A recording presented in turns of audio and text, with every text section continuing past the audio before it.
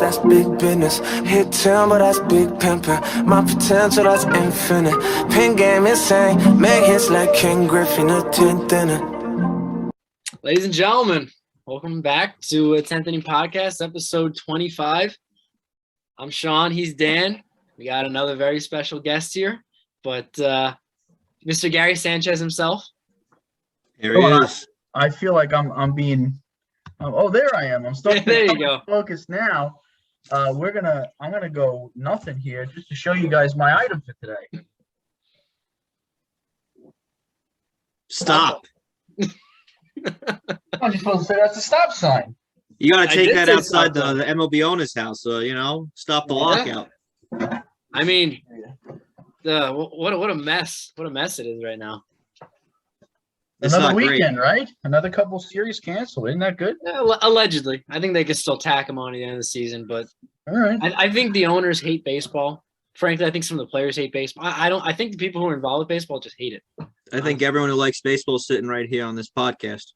Yeah. Maybe We're a couple pretty strong. watching. Well, let's not look over the good news, guys. No. Bigger bases. Come on. Okay. Come on. right. Who didn't want that? You It's like guys are Little dying League. for it, right? That's huge for the fans. It's I can like barely St. speak. Gerard's all over again. Little League. This is ridiculous. I will say here's this. the thing. Maybe you see them better. That's true. I will say this. Me and Dan agree about the shifts, but Leif, what do you think about the banning of the shift? It's tough. I think the shift. First off, personal peeve. I don't know. Everyone's saying the shift gone. Joey Gallo's the new Barry Bonds. Not the case. Joey Gallo hit the can't even ball. put the ball in play. Shift has That never hit the affected him ball. once in his life. I think the glory days of baseball were without the shift. I think the shift was cool, and it's part of the game now. But I think we're still early on enough where we could do a rule. The problem is, what is the rule? Because it's going to become very murky. Where can the outfielder shift? How many guys to one side of the bag can your shortstop shift? Because shifting has always been a part of the game. But we're talking about this thing where you're putting 4 guys on one side of the bag. So I don't know what the official rule is. I don't think anyone does yet. But I'm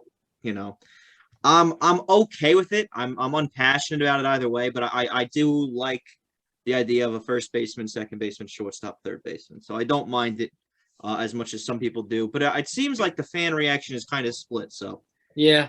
I assume the pitchers don't like it, but guys like Joey Gallo are going to love it. I still think the availability of having a assured baseman is there. Yeah. oh, Sean, I wouldn't want to take you out of a job, kid. They might have just changed my whole stance.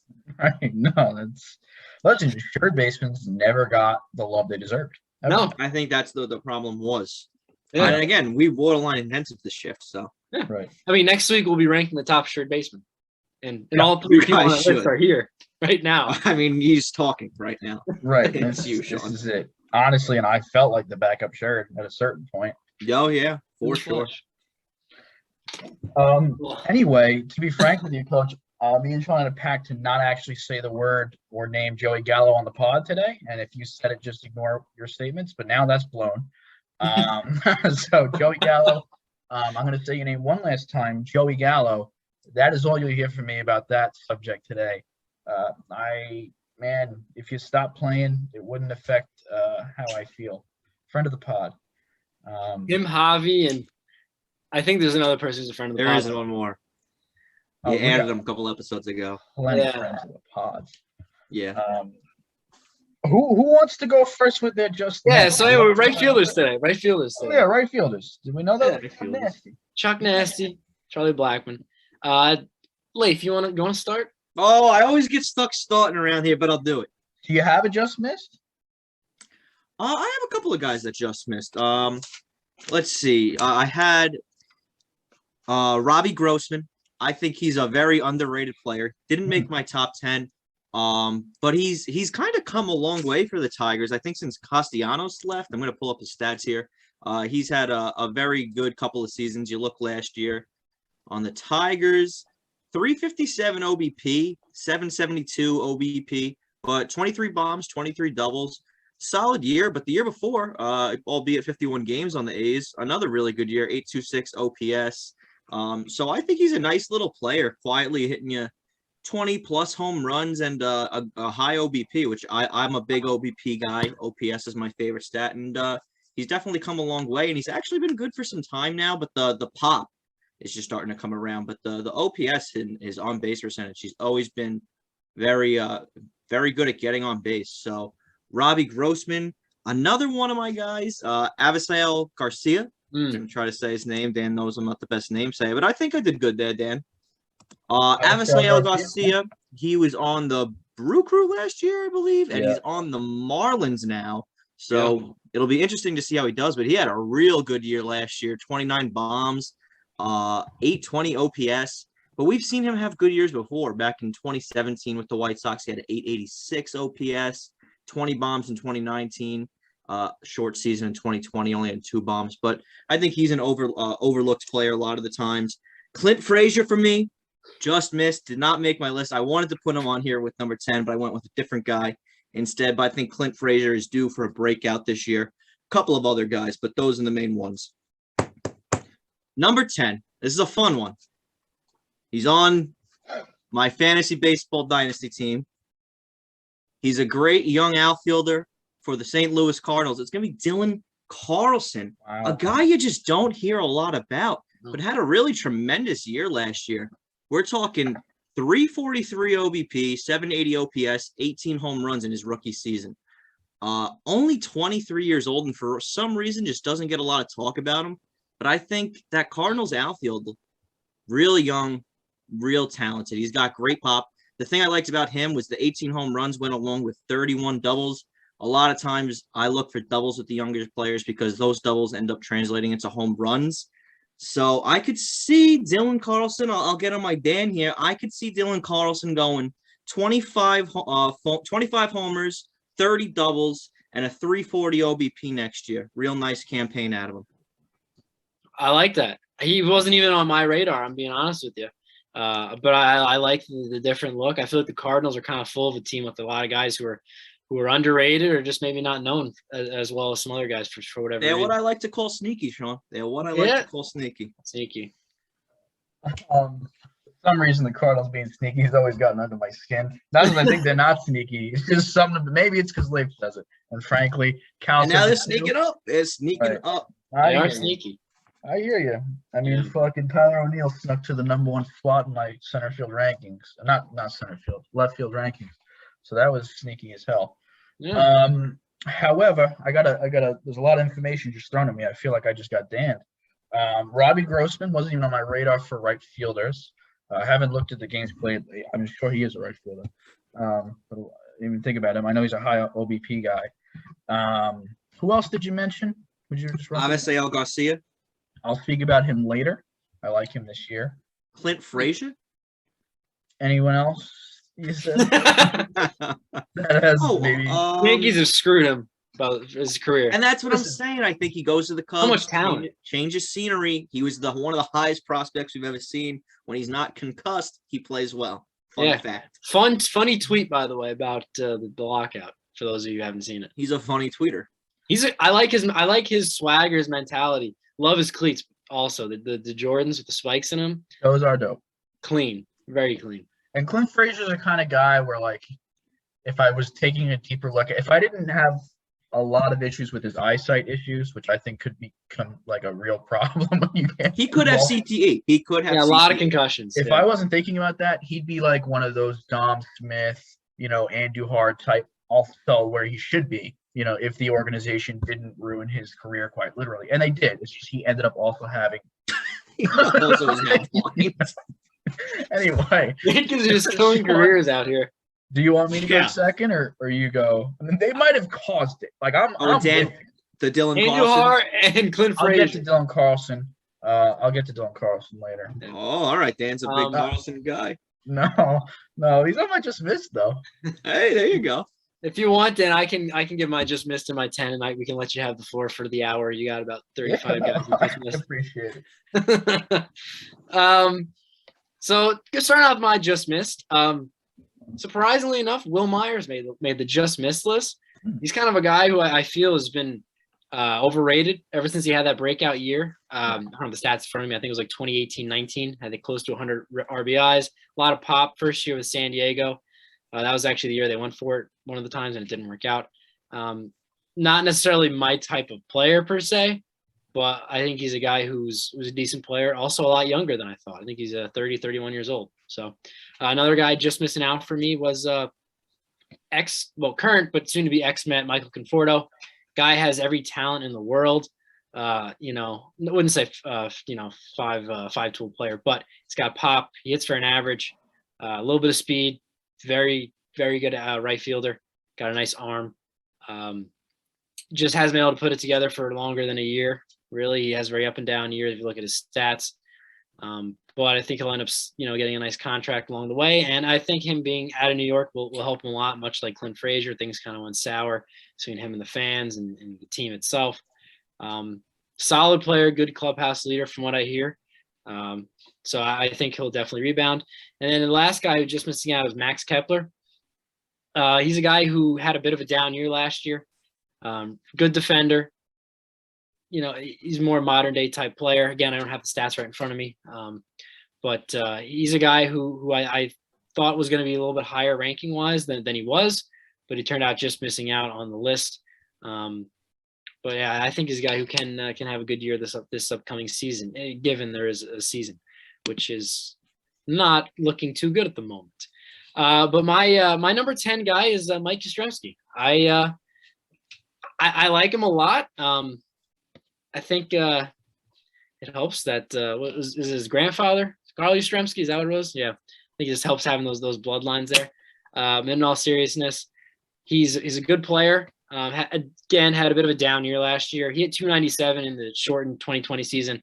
That's really not sustainable, and I think people kind of understood that. I think he'll hit in the 260, 265 range.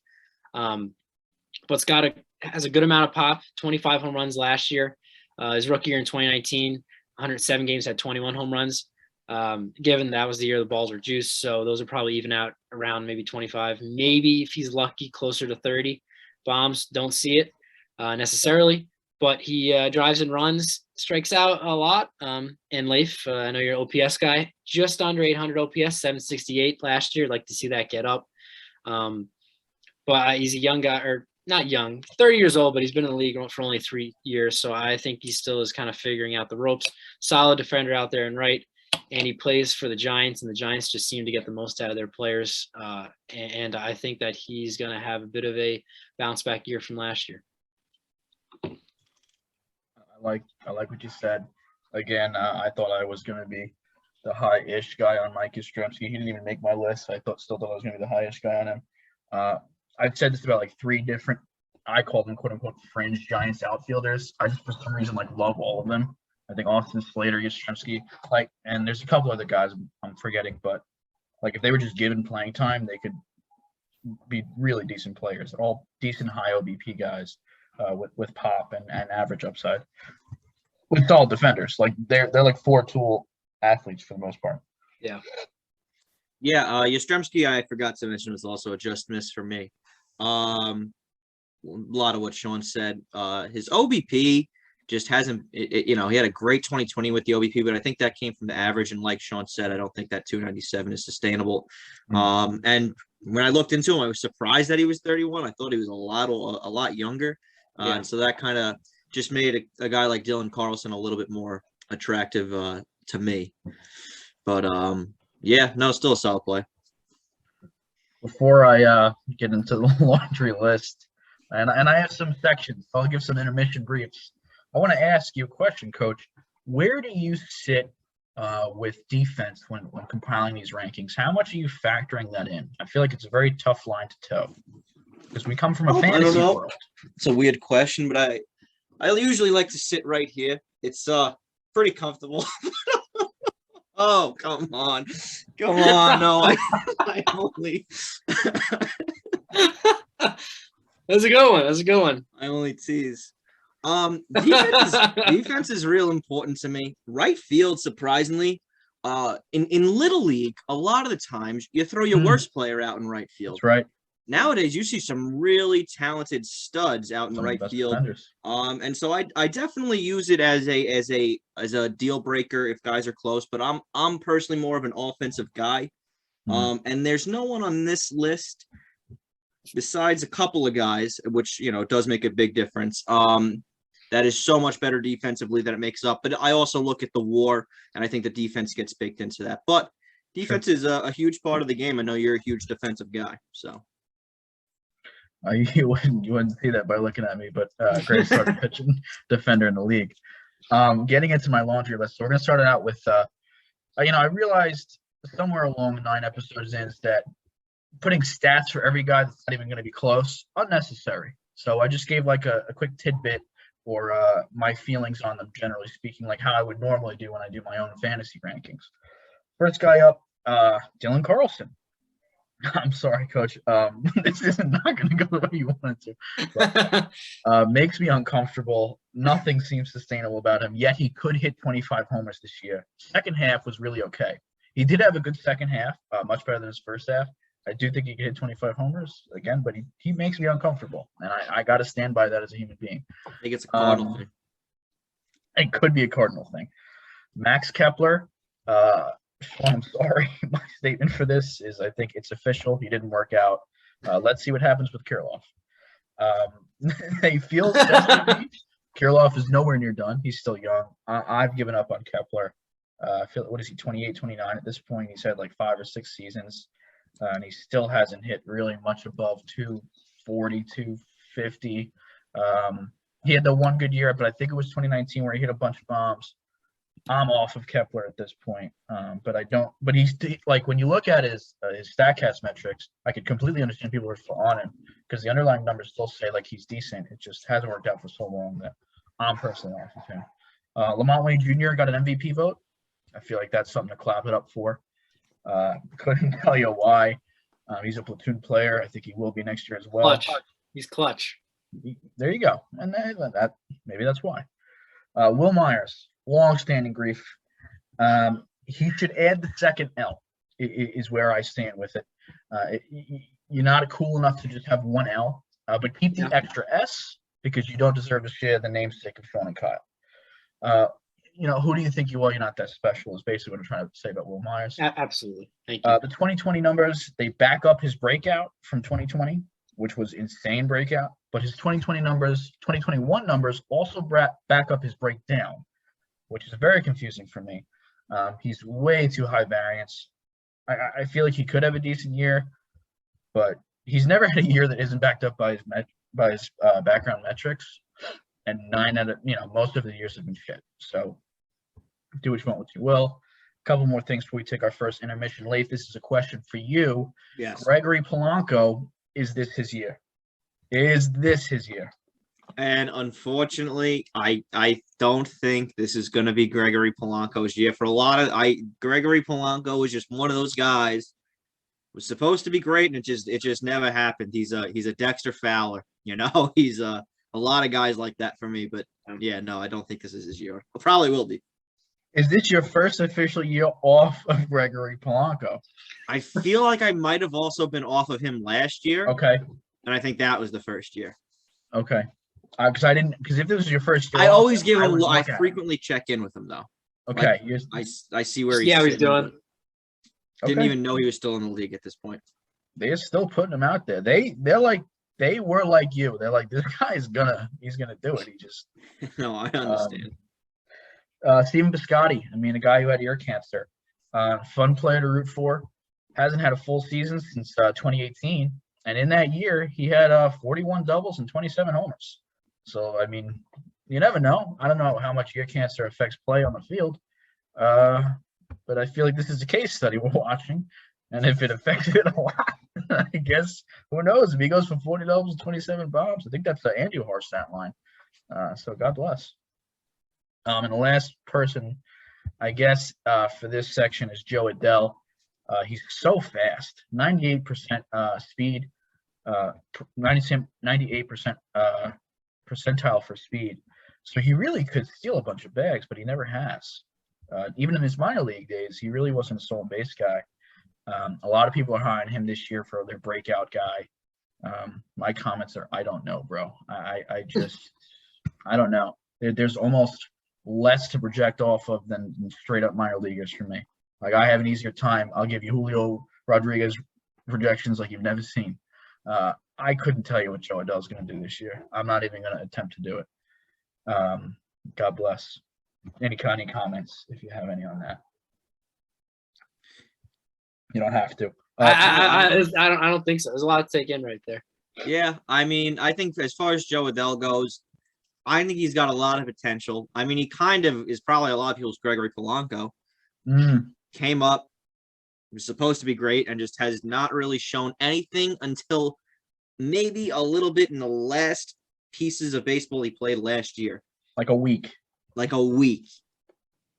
Will that transfer into a good whole season? A lot of people are hoping so. I mean, he's still young. He was supposed to be the next big thing. I'm not sold on it. I think I traded him in my Fantrax league. Some people still see value in him, and I wouldn't be shocked. But I wouldn't put my money on it, you know? I mean, there's one thing I've noticed with this podcast. The guys who are top prospects and just don't pan out seem to get more airtime than the guys who do pan out. So we're looking out for the little guys out there. That's right. You have to. Look at the little guys. My next section I will call Rookie of the Years. Okay. As I said at the end of the last pod, I did make some bets with Bovada. I tried to log in to show you guys those bets before this podcast. I am temporarily banned from Bovada. I couldn't tell you. It's everything I try and do. I think I just got my password wrong a couple times in a row. What are you going to do? But I know for a fact I did bet on these guys respectively winning their league's Rookie of the Year. That would be Julio Rodriguez in the American League.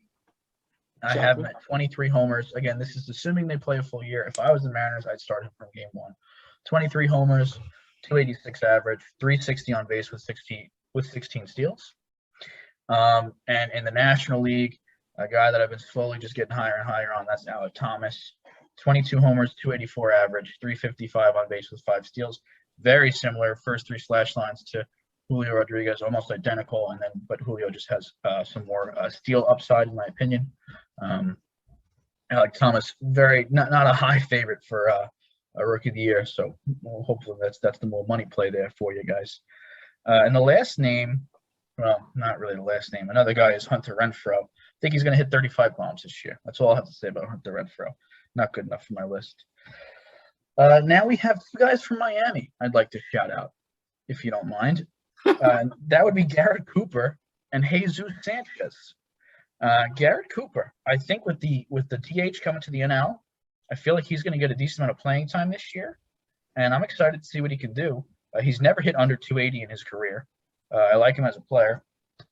280. I have him 20 bombs, 280 average, 360 on base, no steals.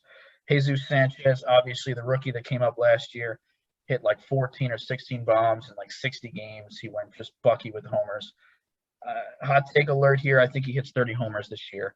Unfortunately, I don't think he has a good average on base. 258, 320, no steals. But look for Jesus Sanchez to hit 30 homers this year. That's my take. Yaz, I do think he's going to get to 28 homers this year with a 270 average, 340 on base. I think the on base comes up a little bit with the average going back up. 297 is obviously unsustainable, but the 250 or whatever he had just hit, I think, is also unsustainable. 270 is where I think he'll end up being, and he's a decent defender.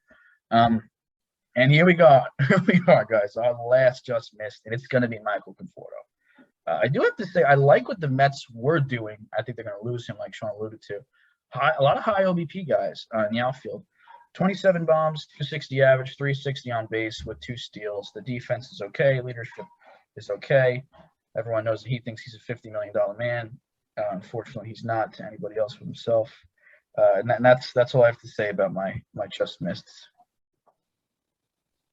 That might be a record for the most amount of just missed. Yeah, clap it up for that. I mean, yeah. There's so many just missed. Like you gotta wonder, did they just miss? Who made it? You need different categories. You have no, you need a straight up definitely missed category. Just missed, yeah. Like just missed, and like something in the middle. You know, I You basically need a category because I'm curious who just missed now. Right. It doesn't seem like many guys, but I'd love to hear who was right there. Yeah. I think that's a There spin-off are 30 teams in podcast, baseball, Just so Missed the 30 Just right Missed. fielders. So I think Dan named well over half of them. No, Yeah, I think two I just named in the Miami. 30. I just ranked 30 right fielders. I don't realize it, and that's. And God bless that. Yeah. I guess I still have to give my 10, unfortunately. Big part of the show. Here we go. Breaking into the podcast. It's this guy. It's Chuck Nasty at my 10th spot. One thing. Well, first, let's just give his stats. 24 homers, 288 average, 360 on base, 3 steals. The guy doesn't steal anymore, unfortunately. But a 3 for defense and leadership. I think this guy is one of the best leaders in the game. I'm just looking at my notes here as far as leadership goes. Yeah, I have him as number 1, tied with a couple people as the best leader for this position. One thing interesting to note here, I learned something doing the research. You always learn something. Colorado actually is one of the worst parks to hit home runs in. Now that might be very confusing to people, but it's a big outfield, so like that makes sense. But everyone thinks like it's your home run numbers go up there. It's such a great park for homers. If you look at expected homers, he would have hit like 20 plus homers almost everywhere else. He only hit 12, I think, in Colorado last year. And that is the same for all his previous years. When you look at Trevor Story, the 2 people who had the biggest differential in expected homers to actual homers were Rockies. And I think 3 out of the top 6 or 7 were Rockies. So the outfield is so big that it allows for higher averages, but homers actually, it hinders. And I think we kind of seen that with Arenado. I haven't really thought about it like that, but his average has plummeted. So is his on base, but his homers have remained fairly stable. So interesting to know. But I do think Chuck Nasty comes back up to about, what did I say, 24 homers next year, which is a good rise. But his background numbers say it. There's no reason that he should have hit as little as he did last year. And I'm surprised he's as good as he is, I will say. Still, Chuck Nasty. Yeah. I just want to piggyback real quick. He was my number 9, so I just go for piggyback. I don't really have too much else to add. Really, Dan, you did a hell of a job covering it. That almost deserves a round of applause in and of itself. Go ahead. There we go. I mean, he really kind of has been the model of consistency for a team that has been anything but performance-wise and also turnover of players, of talent. Very underrated, was underrated even when he was at his peak, still is. Great guy. I think they had him mic'd up in the All-Star game a few years ago. I believe it was him, and he put up with Joe Buck talking in his ear, because that's a task in and of itself. Oh, yeah. Just generally all great around guy. And he's one of those guys you hope he succeeds. Yeah, and last thing, I was just looking up his stats because I didn't have it in front of me when I started speaking about him, but 292 expected batting average last year, back up to, which is one of the top percents in the league, and his BABIP was about 40 points lower than his career norms, while still having, I know you could say it's age, but he still had the same hard hit metrics as he always did. So I do think the batting average is coming back up. God bless that. God, you have to have God bless that. Yeah, Chuck Nasty didn't make my list. I do love Chuck Nasty, one of my favorite players all the time. Didn't look into him too much because of the age. But listen, could he have snuck in at 10 over Dylan Carlson? Perhaps, of course. I threw in a hot take there, but I'd love to see Chuck Nasty give another round. But Colorado is just one of those teams where, I don't have a lot of faith in anyone on that team, basically, at this point. They're got to be damn near the worst team in baseball. Well, they got CJ Cron. But yeah, Chuck Nasty, hopefully he figures it out this year. Baseball's better with Chuck. Amen. I think you're up for 9. Number 9. I'm surprised I'm the highest guy on this guy. I thought Sean would have been. Michael Conforto. Okay. I think a lot of people have, closed the casket on this guy. Other than last year, which, again, I think it's overstated how bad of a year it was. In 125 games, the kid still hit 14 Tates, and he had a 344 OBP. Really not god-awful. 728 OPS. So for a down year out of a guy, I'll take that. It's not something we're ending a career over. We've seen plenty of guys do that. Had a fine 2020, more than fine 2020, 54 games. So he played a full season. He had a 927 OPS.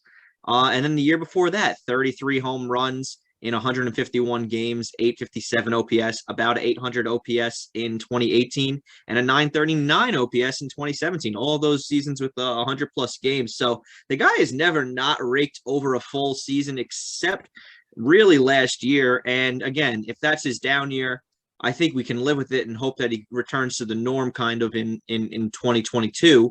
And I think depending on which team he goes with, I think a little bit of new life could be real good for him.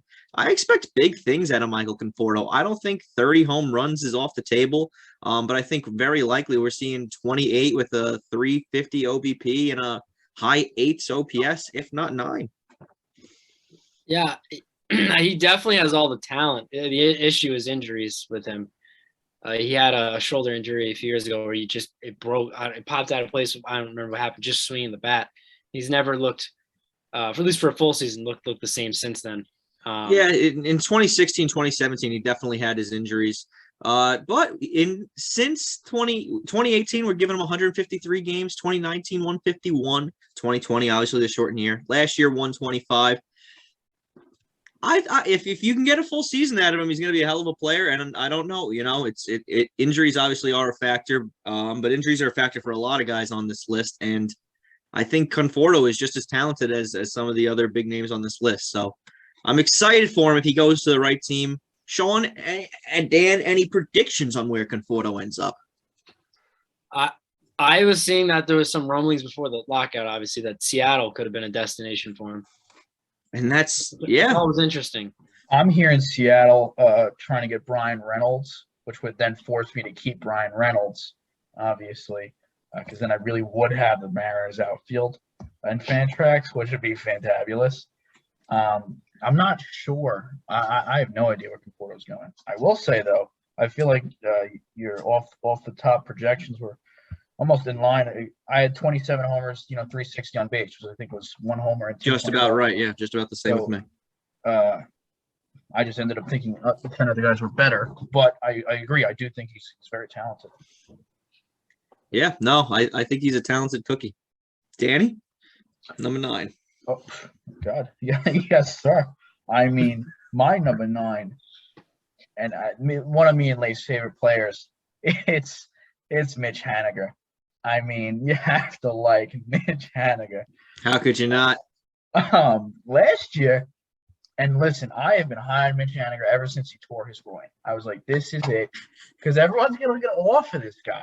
And they did. Mike sniped me from Mitch Haniger but in one of the later rounds, but I was still on him. This was my new age A.J. Pollock, Michael Brantley type post-injury, but this guy was a stud before type guy. It didn't work out his fantasy, but I do like him. Went out for 39 bombs last year. So I think he crazy overperformed. However, I do think he's a stud. I think the average comes back up a little bit, though. Believe it or not, as much as he overperformed. He had 253 average when really he was like a 280, 285 type guy. He had a down 2019, but that was also riddled with injuries, obviously, with the groin. I think he comes back up to around a 265 average, and the homers go back down to 33. Listen, I didn't hear anything about his swing change. Maybe he changed his swing for more pop and less average, but he doesn't hit the ball quite hard enough to sustain as many homers as he hit. So I do think it's going to come down to 33, 265. The on base is desirable.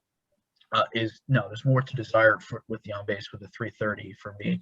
2 steals ain't going to get you nothing. Once you rip your groin up, you're not going to be stealing too much. And the defense is okay. I do think he's probably a decent leader. Again, I'll go back to the groin. I can't imagine tearing your groin and not being a good leader. Yeah. Fair. He appears on my list a little bit later. But another guy who's very slept on, underrated, I think. Yeah, he appears on my list at number 8. I have Mitch Haniger, like you said, a guy I really like.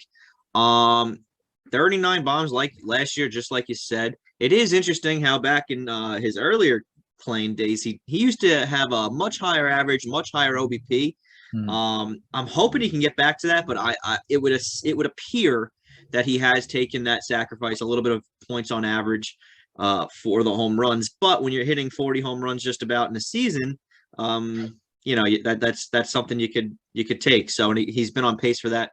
He did it this year and in 2019, even though, juiced balls didn't seem to affect him too much because he continued it in 2021. But 2019, 63 games, 15 home runs. So you spread that out, he was easily going to hit 30 plus homers. So I like a 30 plus home run guy. He still gets a bunch of doubles. Lots to like about Mitch Haniger.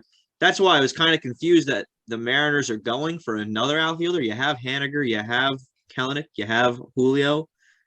I'm curious what their thought process is with the trade, but maybe they think they can get a lot of value out of Haniger now. I don't know. I'd also like to. Everyone keeps forgetting Kyle Lewis, who is still a top prospect. Sure, yeah. Injured. Like I thought, Kyle Lewis was definitely in their plans to start this year. I thought their outfielders were Julio, Kyle Lewis, and Kelenic going forward. Maybe move Haniger to a DH type role. That was my thought process. But they're talking about Brian Reynolds now too. It's all right. I don't even know what the. Mariners in a weird position. All of a sudden, they got too many good players. Yeah. If Kelenic and Julio are as good as we hope they are. Yeah. God, please. Weird position for them to be in, considering they haven't been in the playoffs in over 20 years. Weird position. Watch that Mariners series. Great series. Yeah, absolutely. Yeah. So I got an episode done.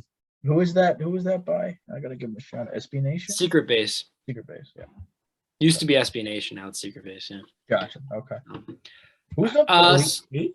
Yeah. It was my turn. I think you go for it. Okay. Well, number 8 for me is Kyle Tucker. Okay.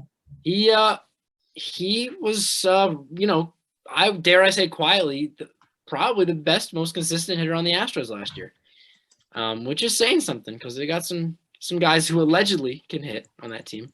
Not saying they can, allegedly he can hit. But he's a guy who, Dan, I'm just gonna say it, sub 100 strikeouts last year. I know. I saw it. Sub Don't get me all riled. 100. Don't get me all riled now. All that while hitting 294 with 30 bombs, 92 RBIs, 14 stolen bases, only caught twice. That's a nice little wrinkle to his game. OBP of 359, not too shabby, and an OPS of 917. Frankly, one of the reasons why he isn't ranked higher for me is because that was basically his breakout year, and he doesn't have a track record long enough to make me feel comfortable that he may continue at that level. I don't want to sound like a pessimist here, but I think he doesn't get numbers to that level next year just because I think that was a bit of admiration. But I think that he's solid moving forward, a solid defender out there and right. Not that there's a heck of a lot of territory to cover out there at Minute Maid Park down there in Houston. But he's a very young player, 24 years old, I believe, and a guy who hits for average, has some pop and a little bit of speed to mix in there. I'd take him on my team any day of the week. But I just got to see for a little longer period of time before I start moving him up the list. But I think if we're doing this next year, he'll be higher on the list than he is now. I like that idea. Am I the last one to go for 8 as well? Yeah. Yes, you are. Okay, well, I'm going to talk about a guy who was at least on one person's just missed. I can't say if he's on Sean's list or didn't make it. This is Avisail Garcia coming in at the number 8 spot for me. As Coach mentioned earlier, let's not forget he hit 330, like 330 over 500 plate appearances in 2017. So it wasn't a small sample size. He literally hit 330 in a full year, which is absolutely insane. I mean, he played, 136 games. But again, 500 at bats. He hit 330. I said that 6 times now. It's just bucky. What did he hit then? He hit 330. Wow. That's crazy. On a jet ski, too. And last year, he hit 29 bombs in 135 games. And it seemed fairly sustainable. This guy's 98th percentile in max exit velocity. His average exit velocity is right around the 75th percentile. His expected batting average last year was 278. He only hit 262. He actually has 80th percentile in sprint speed. This is the mini Miggy. Mini Miggy was not fast. But I think this guy hits 29 homers again. 280 average, 340 on base with 9 steals. Decent defense. It's not great. It's definitely below average, but good enough for right field. And I think he's a little bit of a leader going down to Miami now, which is kind of a younger team, retooling team. I'm excited for Avisal Garcia. I think he's really underrated this year. Yeah, he didn't make my just miss. Also, he probably would have made my just miss. But solid player. That's all I gotta say. And I forgot to mention one thing. I apologize, which I always do. The reason I think he's going to get up to 280 this year, which he hasn't done since 2018, is again his expected batting average is around 280. His BABIP was also very, very low last year, about 30 points lower than his career average, and he hits the ball hard enough to have a higher batting average than is expected. So that's just the reasoning behind that. If people are wondering why such a big jump for me. Yeah, I like Avisale. I could easily see him creeping that average back up to 280. He just hasn't, 20, not too long ago, but that was a boosted ball year. But again, 2017, no flukes about that, 330 and a 380 OBP. I mean, if he can do that with the pop he's discovered, crazy player. So I can see why you'd be excited about him. Again, just missed it for me. Again, Miami, I'm gonna have to see how he performs over there. Change the scenery again. But maybe, being the big guy on that team, he steps up, and him and Jazzy Boy, have a great year down in Miami. Yeah, well, he's off my list now. He's playing Jazz. There's too much Jazz down there. Yeah, they got a lot of Jazz in Miami, but it's getting fun, and they got some players now. Garcia, Chisholm, they got good pitching. Too no bad, more Jeter though. Yeah, too bad. No more Jeter. Yeah. Who's going for 7? Anyone want it? I can start. I mean, it's gonna be a quick one. Mitch Haniger is number 7 for me. I really don't think there's anything else I could say beyond what you guys already said about Mitch. Great player, quietly good year, and I like what the future holds for him. A lot younger than I thought too. For some reason, I thought he was older. I feel like he's been around forever, but he really hasn't. Coach, you want to go second or third for 7? It's all up to you. Thinking of a number 1 through 5. 4. It was 3. You go first. Okay. My number 7, we're going to talk about a guy named Nick Castellanos. That guy was kind of high on going into last year. Didn't get any shares up again, but he had another great year. He had to have a down year prior, right? Because people were down on him. Yeah, he had an awful 2020 year. 225, 298. Oh, that is gross. But he hit 309 last year. And I don't think of Nick Castellanos as like a 290, 300 hitter, but frankly, he's just done that pretty much 5 out of the last 6 years, or 5 out of the last 7 years if you're counting 2020. So the guy hits for an average too. He does strike out a little bit, but he cut his strikeout rate from 28.5, which again was COVID, back down to 20%, which is more closely around his career norms. His expected batting average was 293. So it's not like he's not expected to do this either. Fantabulous player. I have him at 32 bombs this year, 287 average, 355 on base, and 2 steals, 3.5 for defense and leadership. He's one of those outward leaders where he's got that Guido Greek type atmosphere where he's ready to fight anybody. And he's definitely a vocal leader. You can tell that he cares and he plays hard.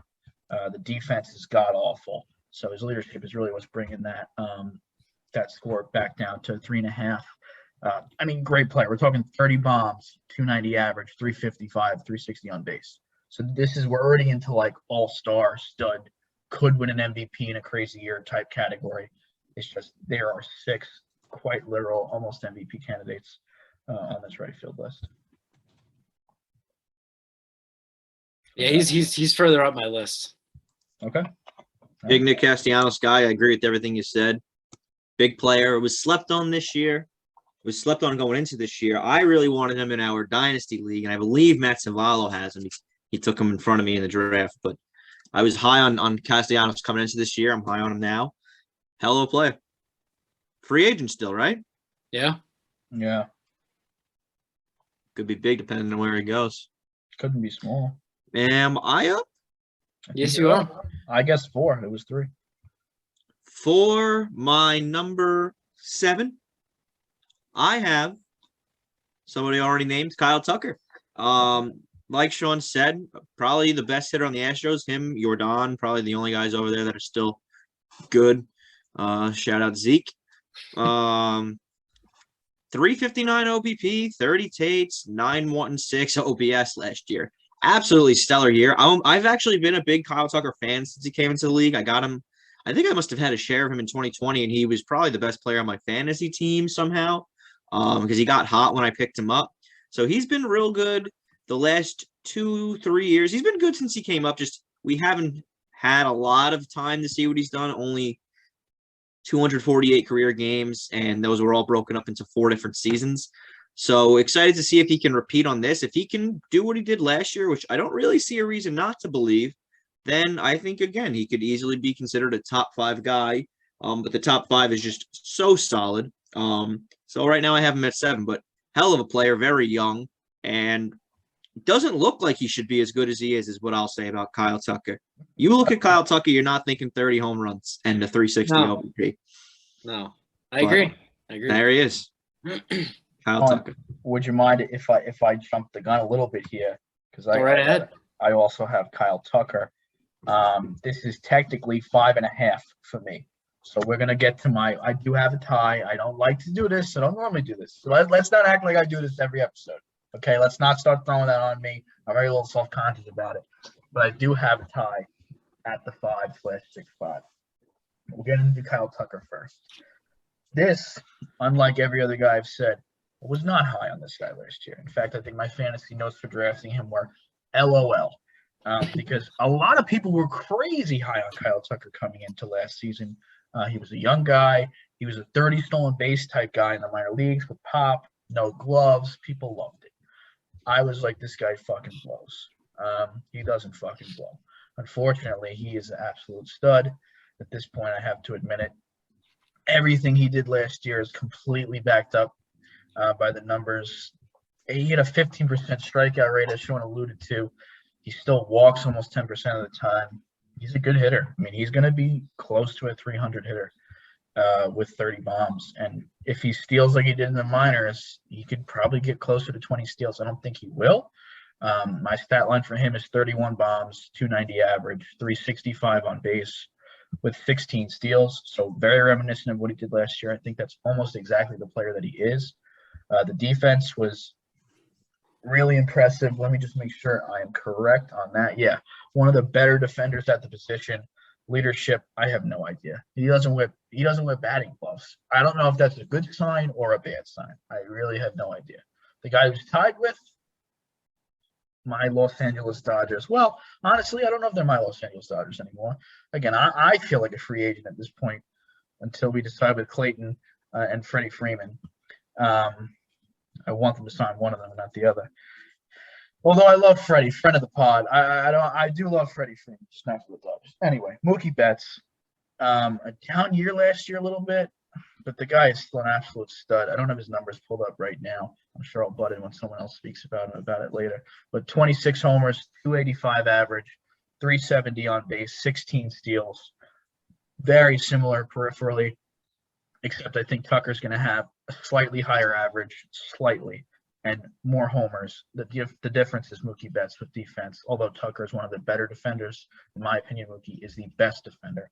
OA actually was a little bit down on Mookie last year, but he did have a hip injury, which slowed his speed down and is why his speed's taken a hit back down to that lower steal echelon. But reports are that he's healthy, and if he's healthy, there's no one else I'd rather have playing defense in right field for me. So that's why Mookie Betts is tied for 5/6 for me. Yeah, he'll be a little bit higher on my list. So what are we up to now? We're up to 6. So you had Kyle Tucker and Mookie tied at 5.5. That's correct. Okay. Now I'm going to ask you a question. All right. You're going to have 30 seconds on the clock. Okay. Okay. I'm going to get the clock ready. You're in a draft right now. Mm-hmm. You have the second to last pick. Okay. In the draft, you have one pick. I have the pick next. We both don't have a right fielder, and there's only 2 people left. One of them is Kyle Tucker. One of them is Mookie Betts. Who is Dan Vario drafting? You have 30 seconds on his fantasy baseball team.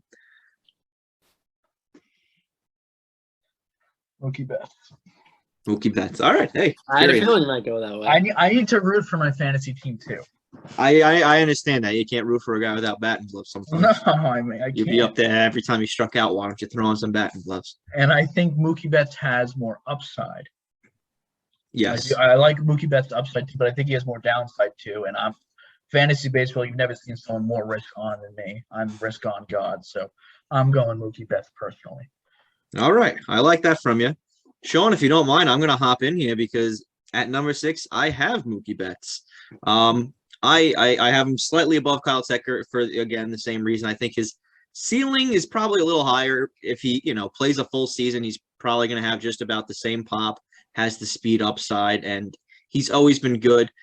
But he hasn't had a season that's really excited me on paper since probably 2018, which again, if you look before 2018, the seasons were good, but nothing great. Not to say Mookie's not a great player. He's always been good, but his first 4 seasons under a 900 OPS, last year under a 900 OPS, 2020 he had over, and 2019 he had over, but that's a shortened season and the juice ball. But 2018 was obviously his big breakout year. So I'm not saying he's overrated, but I don't know if he's ever going to have a year like he had in 2018. I think he could. But I think those days might be gone. He's still 29. I don't know what to expect from Mookie. It's a big year for him. It's going to make or break. Is Mookie still a top 5 guy, or is he still just a really solid right fielder? I still think Mookie has the potential. Like you said, that hip injury, I think, set him back. If he could steal, there's no doubt in my mind he could be a 2020 guy. He just hasn't been that since 2018, where he was a 30-30 guy. So interested to see if that speed does come back. And then the thing I like about him is the doubles are still there. 29 doubles in 122 games. Love that for him. He was great when he was getting a lot of doubles. If he could go for 30 home runs, 40 doubles, and 20 bags, you're looking at, prime Mookie Betts. And I think that's still on the table. But I think a year like he had last year, which isn't a bad year by any stretch of the imagination, is still on the table too. So I could see where the Tucker Betts thing is very close, but I'll still lean Betts because I think he could find his old self. And I will, since, as I said, I've looked up the stats as to why I felt, again, batting average, I have his batting average going back up to 285, not over 300 like it used to be. That hip injury took away a lot of hits from last year. 2020, his 87th percentile for speed. This guy was one of the fastest guys in the league. We see it in the outfield all the time. Down to 50th percentile last year because of the hip injury. Notably, he was hampering with it. That also caused his BABIP to go lower because you lose out on less infield singles, also lose out on doubles.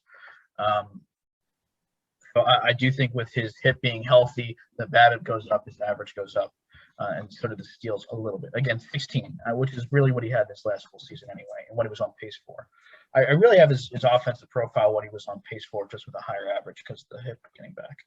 And again, I think even though he's 6th in right field, I think you could still consider Mookie Betts a top 15 player in the MLB. No, I think just crazy. Honestly, really even Kyle Tucker. Once you get, the top 7 right fielders are absolute studs. Definitely top 6, 5, no matter how you spin it.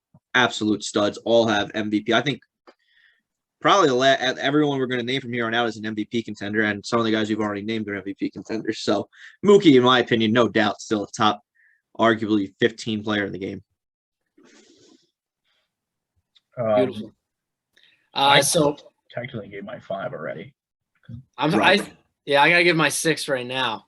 I'm so ahead. It's okay. It's okay. It's been a little while, but my number 6 is Nick Castellanos. I've been high on him for a while now. I like the way he plays. He's, like you said, Dan, he's got that kind of swagger to him. Iconic home run too. Deep fly ball to left field, and Castellanos has gone deep. So I think that what he's done is sustainable. If you look at the numbers, he really has improved every year since being in the league. Consistently plays about 145 to 150 games a year. So he's on the field when he needs to be. Free agent, as we said, so he's going to get paid this offseason, assuming baseball ever starts again, which is looking less and less likely by the day. Yeah, I don't have too much else to add. You Dan. You covered him. Was it you ranked already, Dan, or was it you, Leif? It was Danny Boy. Dan, that's what I thought. Did a great job as always. But yeah, he's a guy that I would like to have on my team, especially with the DH in the National League. The options have kind of opened up a bit. Ideally, you wouldn't want to have him at DH because there are guys out there better suited for the DH position than him. But if need be, he can definitely serve that because he can tear the cover off the ball. And I think the sky is the limit for him. And I think he's only going to get better as time goes on. He has the skill set to do so. I think he's going to have a good year this year with whatever team he signs with. Sean, I completely agree with you. I think we're up to number 5, and my number 5 is Nick Castellanos. I have him in front of Mookie Betts, believe it or not. Mookie and I just Tucker. think I have him in front of Betts and Tucker. That's tough for me. I don't disagree. I do, but it's very close. It's just that's tough. You speak. I'm sorry. I'm speaking over. No. Listen, I hear you. This was a tough one. I come on the pod. I don't get to come on every episode, so I got to come in here and make some noise. But I've been huge on Nick Castellanos. I mean, listen, you look at last year; he had a better year than both of them in only 138 games. 2020 was a down season, but ever since this guy got out of Detroit, not that he was a bad player in Detroit, he was just very consistently mid-20 home runs, high 8s OPS, mid-8s OPS, which is a good player. But since he's left, he's been on fire. In the second half with Chicago Cubs, the guy had 16 bombs in 51 games with a over 1 OPS, 320 average. Then he had a down 2020, which I think was just adjusting to Cincinnati. But 2021, we're talking 34 bombs in 138 games. Absolutely crazy, 100 RBIs.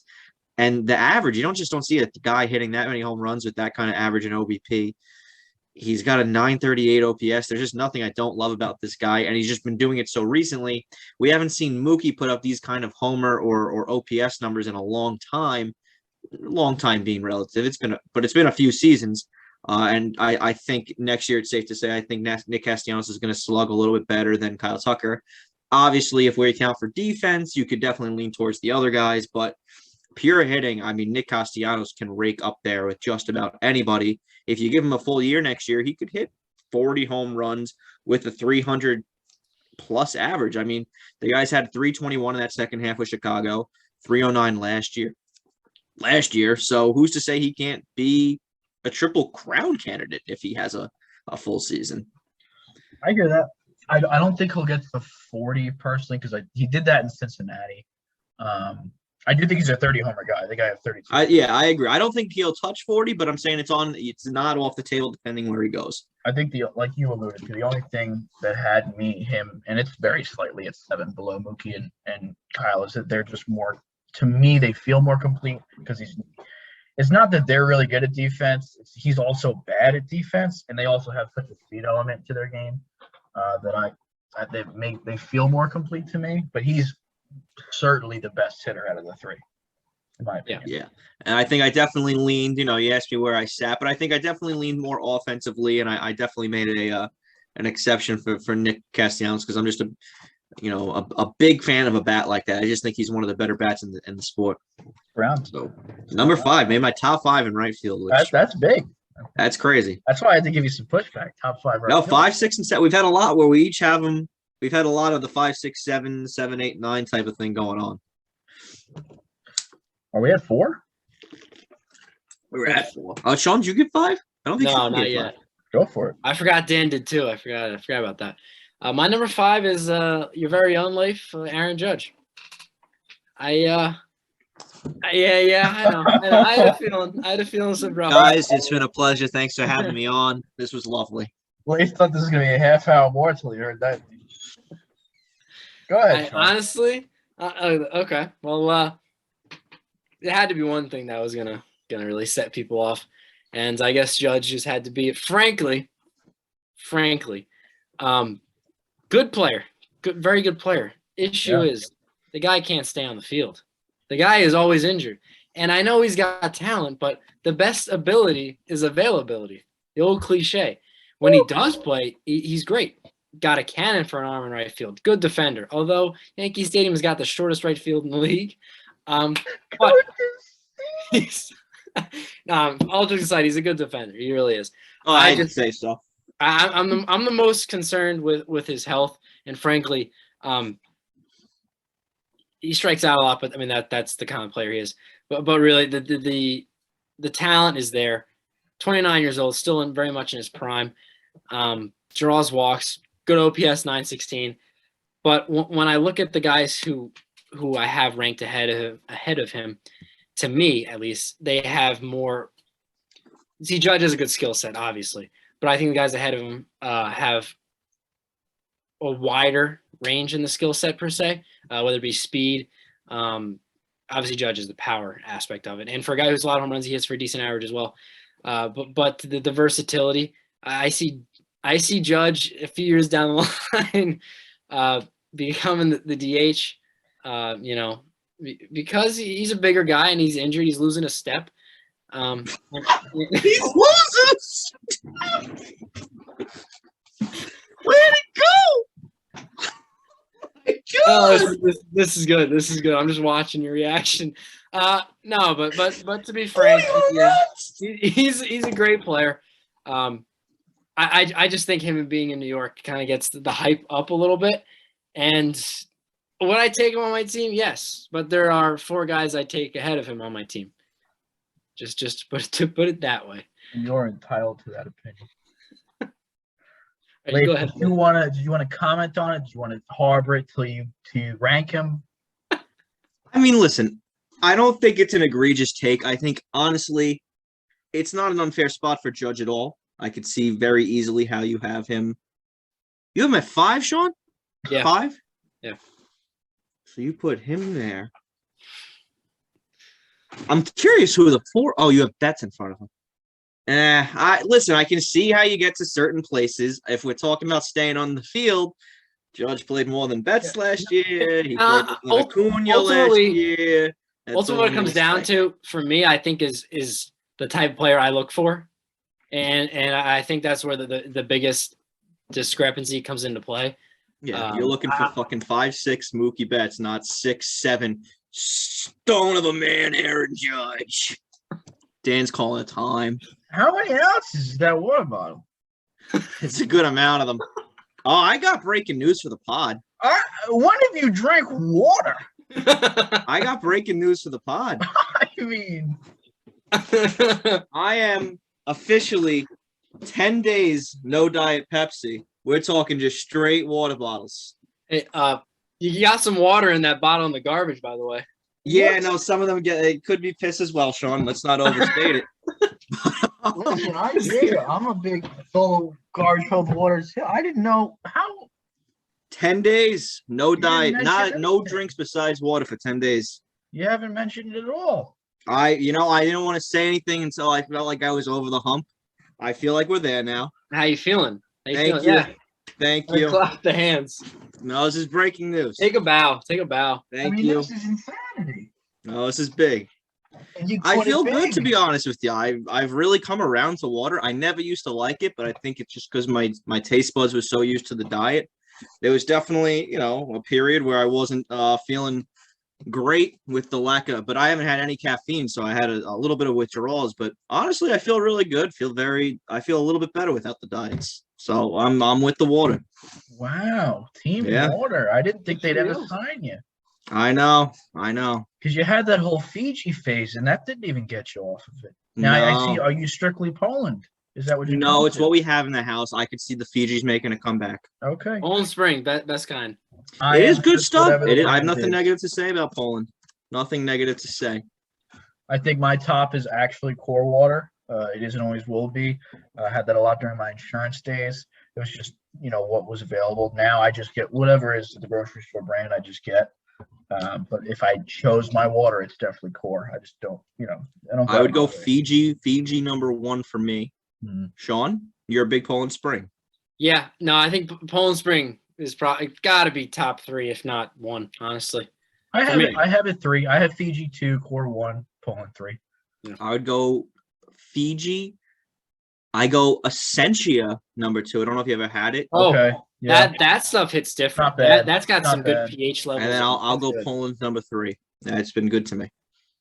But what it is, you have to have Poland in your top 3. Exactly. It's always It's there. It's your classic bottle. It's your old school bottle, but the best of that class.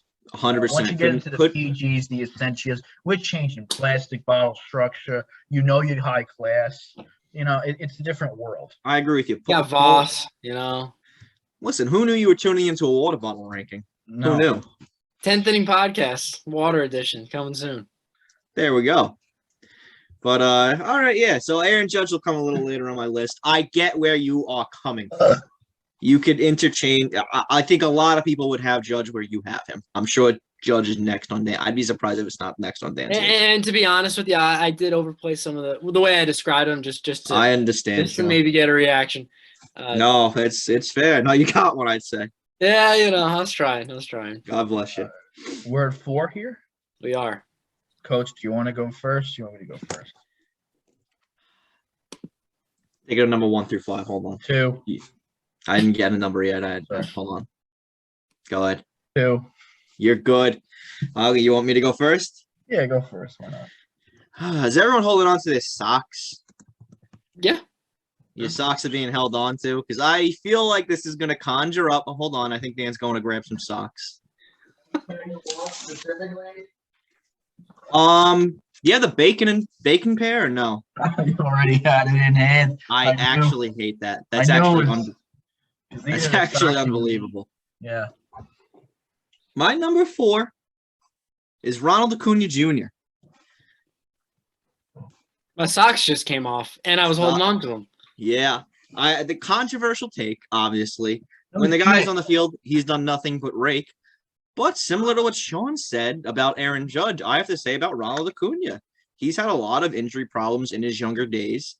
Obviously, coming back off the ACL injury, that's a real serious injury, and it was his right knee, which is what that's your power knee as a right-handed hitter.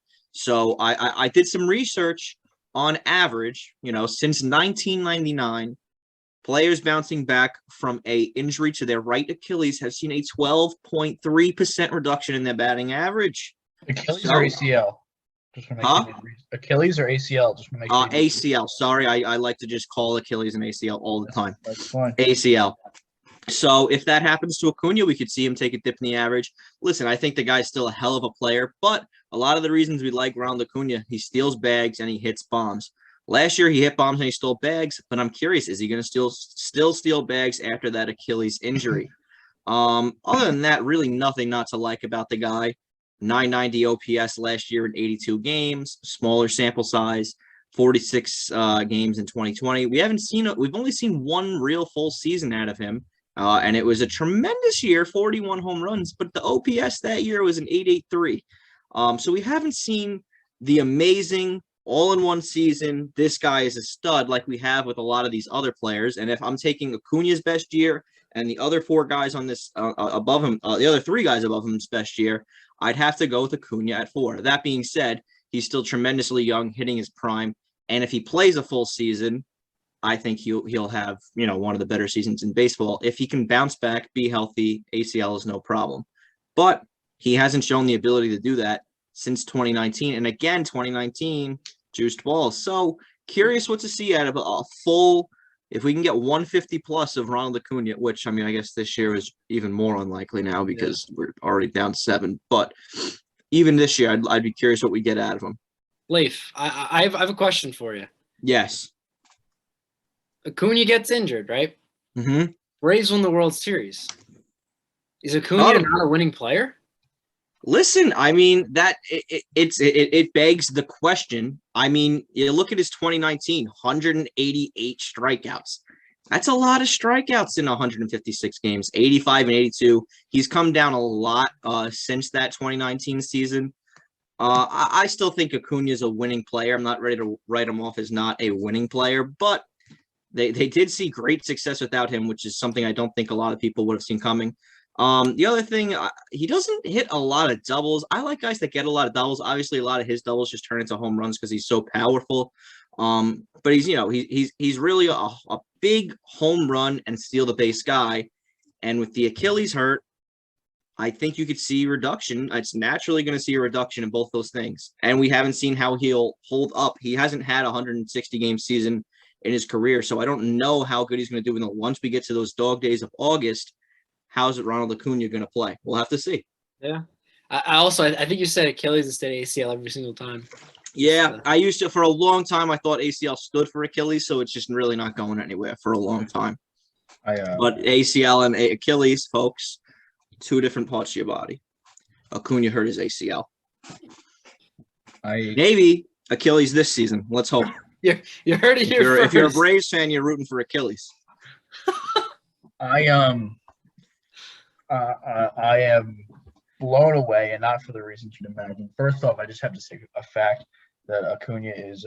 I think he's definitely out for the first month, regardless. I think that's what the Braves said. Depending on when they start the games. Right. So I guess he might not miss games that he wouldn't have already missed, if that doesn't make sense. You know what I'm saying? He'll be back. Yeah, I'm basically, when I do these projections, talking about 2023. I did it for a full season as well. I only do based on full season stats. My issue is you have a player in your organization that had a similar injury, and the way that you speak about this is very disparaging to me. As a coach and as your player, I don't appreciate what you said. And it makes me question what you feel about my future production, my career looks like. Is this you trying to say you wish you didn't sign the 3-year contract that you did? No. Well, that I could get into for a whole different slew of reasons. But I mean, listen, I think it's still you still have had some nagging from that Achilles injury time to time, but I don't think it's held you back as a player so much. But I think you're just won a Cy Young award. I think pitchers is different. I don't know why. That's my hot take. Okay. And I did have a down year with the bat last year. But you saw me like months post injury when you didn't get hurt after your softball career started, though. So I don't know. I only know post Achilles Dan. Yeah. Who knows what kind of crazy player you would have been? I can't say. Right. Okay. We can only dream. Yeah. Okay. If anything, I just gave you the excuse that you should have seen me pre-kill. Right. Which is also, just so you guys know, an ACL. I also tore my MCL. None of this even matters, to be quite frank with you. Officially off the rails. My number 4 is this is going officially crazy. This is gonna be like a 4-hour episode. You want to, Sean? Do you have your number 4? You go 4. I don't want to do it. My number 4 is Mookie Betts. Yeah, baby. I feel like I should just not say anything else. Mookie Betts. I mean, just for time's sake. Okay. Hey, listen. That's how you feel. That's how you feel. Great player. My number 4. I'll never shut up about a guy I say because I'm too vain for that. I'm going with Aaron Judge, and Leif's gonna like what I say here. Frankly, I think the guy broke out last year, and no one even knew it. No one's even talking about it. I actually think last year was his breakout season, not his big rookie year or what have you. He finally cut his strikeout rate down from 30% down to 25%, which is still high, 25th percentile in strikeout, which is terrible, but much more sustainable than 30%, which is like the worst in the league. His walk rate also stayed fairly stable at 12%. I think that can come back up to 14%. And for the first time in his career, his expected batting average was over like 270. He had an expected batting average last year of 308. 308. That is insane. His average exit velocity was 95.5, almost 96, the highest of his career. Believe it or not, shockingly, after I say all that, the 39 bombs last year was actually one of the most unsustainable home run rates in the league. He also hits Yankee Stadium, so you have to take that at face value. He's going to hit more home runs than he should. I think Judge would actually be less of a home run hitter other places. He had a 287 average last year, but as I said, I think it's sustainable. His BABIP was finally sustainable again in 2020. It was way, way down. It was 283. His career average closer to 350. Last year was only 332. I have him hitting 38 homers this year, so very similar to last year. I don't think he hits more or less. But here's the big thing. I think Judge hits over 290 in a season, which is something, at least in my mind, I thought was never possible. I thought he'd always be like a 260 type guy. I think Judge hits 294 this year with a 385 on base, 5 steals. The defense is decent. The leadership is decent. When I say decent, I think I gave him 2 grades for both of those. Just after the elite, just after the best. So number 2, basically, in both those categories. We're talking a guy with almost 40 bombs, could hit close to 300, almost 400 on base, and decent defense and leadership. The only thing missing is the steals, and that's the only thing slightly separating him from the number 3 guy, which I'll talk about later, and 2 and 1. Yep. Can I ask how you came to a number 2 for Aaron Judge on leadership and defense? Mostly leadership, and I'll also take defense. Although you could argue, on best defense, but I'm sure there might be stats somehow. I had Mookie Betts and Mike Yastrzemski as better defenders in right field. Okay, And I'll give Mookie Betts. I haven't watched a lot of Yastrzemski. Yastrzemski was, I think, statistically the best right fielder. I'll believe that. I don't have tape on him though. The eye test I have definitely Mookie. And as far as leadership, I have Juan Soto as so clearing away the best leader that Judge slotted him with 2. But he's also guys like Harper and Castellanos also had 2 grades for me. And see, I personally, I don't know of Juan. I don't know too much about Juan in the clubhouse. I know Aaron Judge is the guy. I mean, he's probably gonna, if he stays with the Yankees, gonna be the next Yankee captain. So for me, he might be the biggest leader, arguably on any team that I could think of. Personally, that's just me personally. I'll have to hear about what you say about Juan on the leadership aspect. Maybe there's some good stories I don't know about. Still a good player. So that's your number 4? That is 4 for me. Yep. Number 4.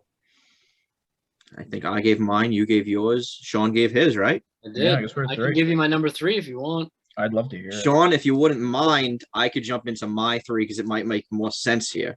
Go right ahead. Socks. Go right ahead. It's gonna be Aaron Judge at number 3. I don't need the socks. I'm gonna go off a lot of what Dan said. Again, I think people get in their mind Aaron Judge doesn't hit for a lot of average, and he really has been a pretty good average hitter, a pretty good most of his career. But in 2017, when he had the 52 home run season, 284 average out of the kid, 278 after that, 272. Really, 2020 was the only one where it dipped. And he was injury-ridden, only 28 games. You really can't even count that at all. But in those 28 games, 9 home runs. The weirdest thing about Aaron Judge, now you talked about his expected home runs, Dan.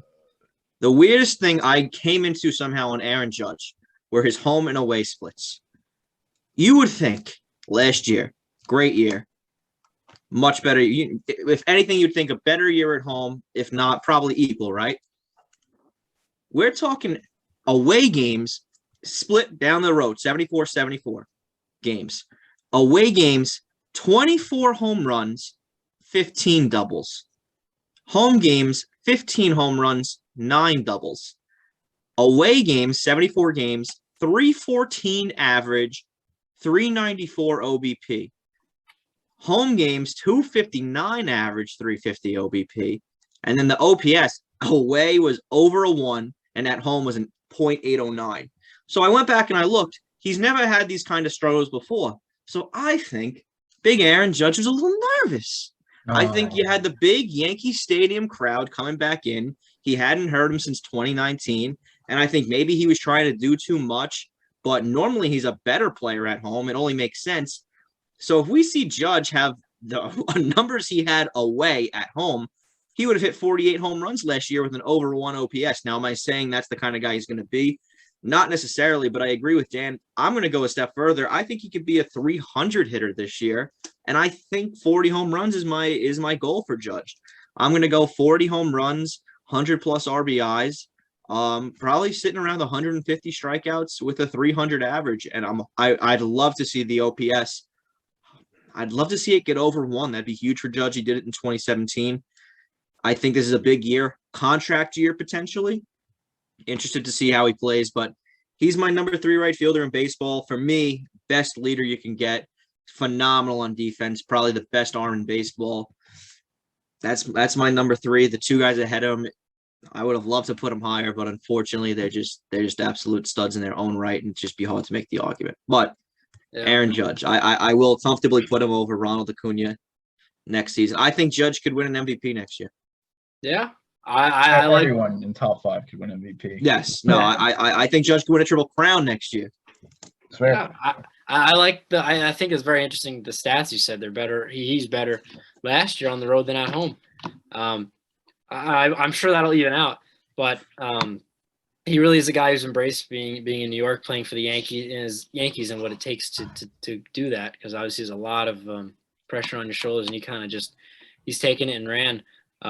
So yeah, as far as leadership goes, he's about as good as they come.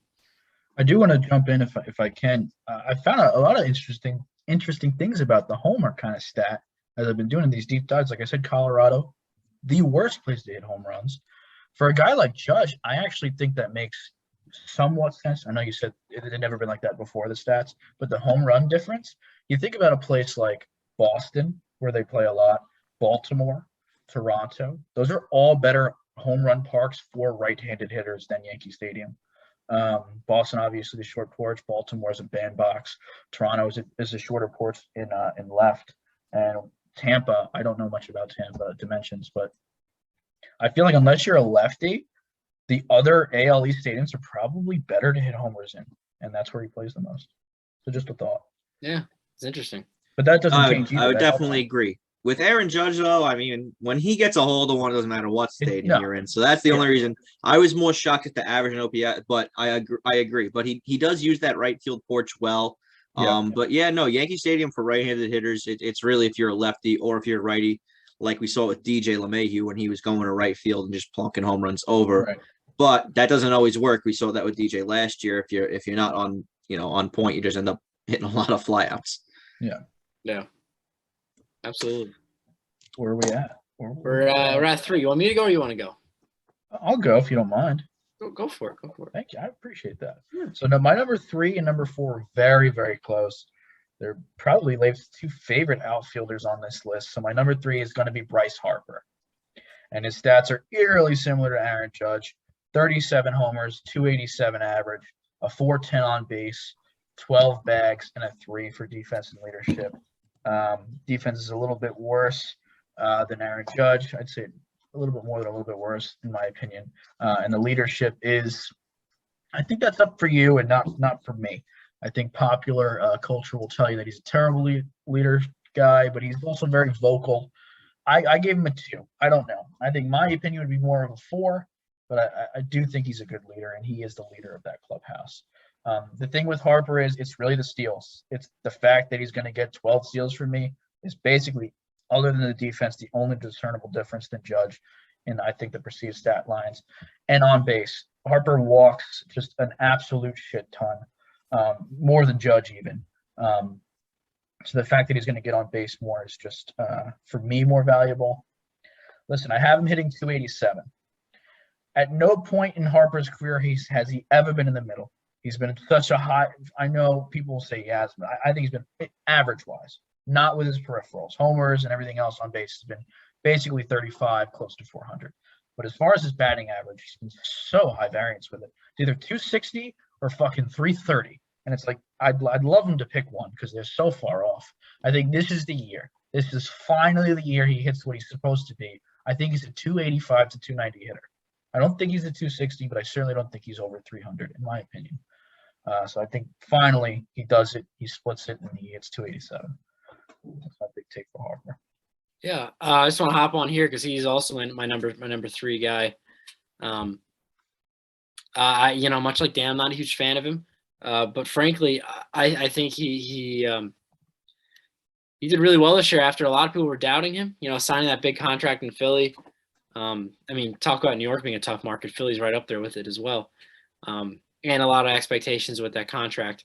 But one thing that does help a little bit is Philly is a bandbox. I don't know his home and road splits, but that does help. It also helps defensively because he's a pretty good defender out there, and Wright's got a really good arm. He as much as I hate to say it, he had a really good year. But I agree. Looking at his stats, he's as far as average goes, he's hot or cold. It's all over the place. There's no in between with him. And I think that he kind of needs to kind of get that figured out a little bit, because it's you can't go into a year not knowing what you're going to get from your highest paid player, especially on a team like the Phillies that are really relying on him. Another thing that's interesting, he had all those. Let me pull up the stats right here. 35 bombs last year, 309 average. Only had 84 RBIs. That's crazy. Just like a weird quirk. You would think a guy would have more than that. I don't know, if guys just haven't gotten base in front of him, but it's kind of a unique little quirk in the stat line there, which I thought was interesting. I think the reason for that is they had Didi hitting before him. So when Didi gets up, it's just a homer. Yeah. So whether there's people on base before him and Didi himself, there's always no one on base for Harper. Yeah. Again, because Didi is just hitting the homers. Didi is Didi. Yeah, he just clears the bases. Absolutely. Yeah.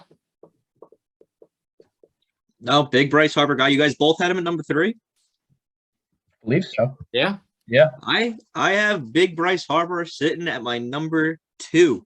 I think Bryce Harper, I mean, people say he's the most overrated person in baseball. I think quite the opposite. I think he, for some reason, just gets no credit for what he does. Had an absolutely stellar year last year. We're talking, I mean, we already said some of the numbers, but 35 home runs in 140 games, 309 average, over a 1 OPS. That's his third time with over a 1 OPS. His K to walk rate is phenomenal. Always has about as many walks, a few more strikeouts than walks, but 100 walks last year, 134 Ks. But in previous years, we had seen him go 108 walks, 117 Ks, 124 walks, 131 Ks. So walks about as much as he strikes out for the most part.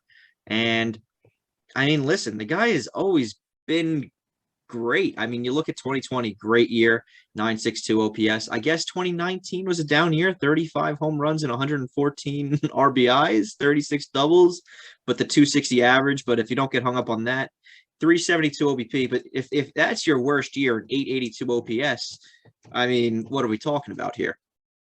As far as this year, he did have a big jump in BABIP, so you would think the average might come down. My take is I think the average could be somewhat sustainable in the 300s. If not, I think he could even have a higher average than last year. He put the ball on the ground more last year, I think strategically somehow. In previous years, he had about usually hovers in the 0.8s for ground outs to air outs. This year, he went back to what he used to do in 2015, where he hit 330 that year, or at least was, mid 270s. So I think it could come down. But what I like to talk about is the second half this guy had. I mean, we're talking about hitting the cover off of the ball. 20 home runs in 73 games, 338 average, 476 OBP, and a 1.189 OPS. So he had over 1 OPS every month from July on.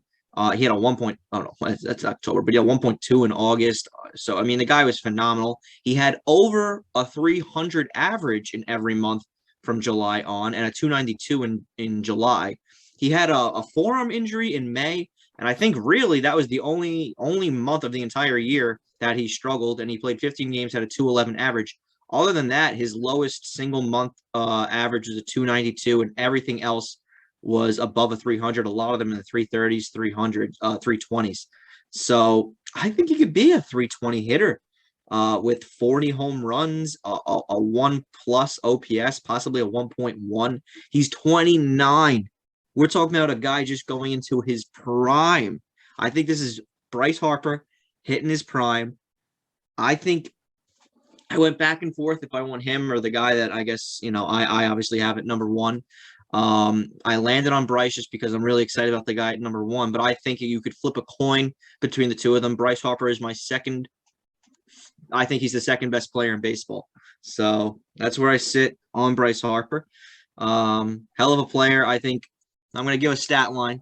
I'm going to say 40 home runs, 315 average, and a 1.1 OPS. I think that's what he's capable of this year. And if he does that, I think he's the number one right fielder, but he still might, even with those stat lines, be number two somehow. I hear you. Wow. Big Bryce guy. Yeah, you might be the first one I've ever met that's a big Bryce guy. I don't know how. He's had a Hall of Fame career. Oh, all right. Let's not. Easily. I may have dissed. I may have dissed Aaron Judge, but I mean, you guys don't think Bryce Harper's a Hall of Famer if he keeps this up for another? Oh yeah, I thought you were talking about at this moment in time. If he retired, maybe tomorrow. not. If he retired, if he got hit by a car, I think we consider putting him in the Hall of Fame. Yeah, because it would have to be a car. Yeah. Okay. All right. We're on the same page. I think if he continues the track, yeah, he has a potential for sure. I think if he played one more season, if he hits 40 home runs this year, or if he hits 33 and he gets to 300 home runs, brings the career OBP up to like 400, I think you can consider him retiring, being a Hall of Famer. I think you can consider it. I think at this point, looking at his year this year, I don't think he's going to hit over 300 again, like I said, but I do think he is officially underrated, and I do think he's on a Hall of Fame pace at this point. I don't like him, but I can agree to both of those things. I'm not saying you got to like him. He's very unlikable, except for me, because I'm very unlikable, but I like Bryce Harper. I will say this is nothing better than watching him strike out. No, yeah. Especially when he gets angry, he throws the helmet down, starts yelling at the umpire. I find that attractive. Oh, the hair. Oh, God. Takes it out from the outfield. So one of these, you know. Sean, give me your number two, please. My number two, Ronald Acuna Jr. I got to be honest here and be frank, but I'm not the highest on Ronald Acuna. I can't lie. I'm not a huge fan of so I start out. I feel like I start with praising him because I feel like that makes it sound like this way. No. All right. Then go to the praise. He's got a bit of an attitude issue. I'm not gonna lie, an attitude issue, and he doesn't hustle every play out. I remember in the playoffs, I guess it was probably 2019 before COVID, playing in Atlanta. I think they were playing the Dodgers. They're down 2-0 in the series, best of 5, so they lose the game. They're out. It's a ball right field off the chop house, the brick wall. The dude is walking to first, like walking to first. I mean, it was close to being a home run, but I don't care. You got to run. Got a single, and he caught a lot of flack for that, and rightfully so.